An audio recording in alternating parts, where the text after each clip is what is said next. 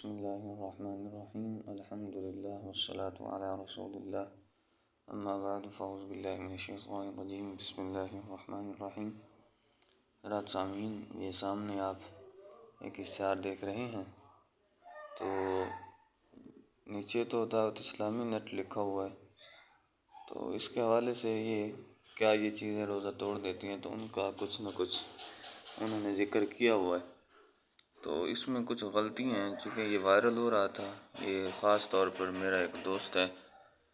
تو انہوں نے اسٹیٹس بھی لگایا ہوا تھا، میں نے ان کی تو رہنمائی کر دی ہے،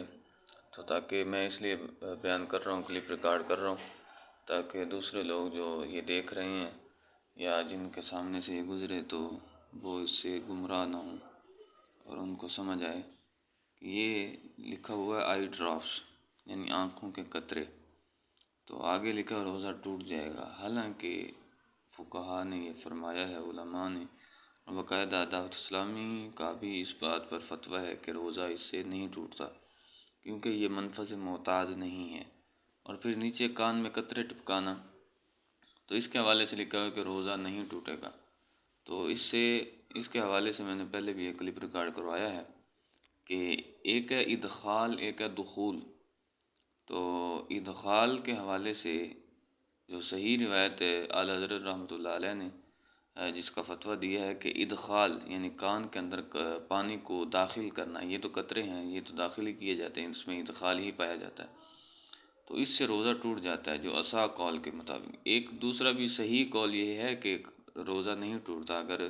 ادخال بھی ہو پانی کا، لیکن جو اصح قول ہے وہ یہ ہے کہ روزہ ٹوٹ جائے گا۔ تو یہ ان دو چیزوں سے آپ بالکل اس پر عمل نہیں کرنا کہ روزہ ٹوٹ جائے گا آئی ڈراپس ڈالنے سے، تو بالکل نہیں ٹوٹے گا، اور کان میں قطرے ٹپکانا روزہ نہیں ٹوٹے گا۔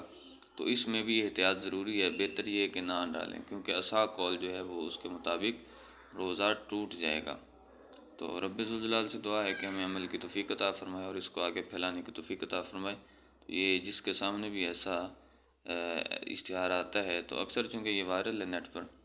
تو اس سے گریز کریں اور اس سے پرہیز بھی کریں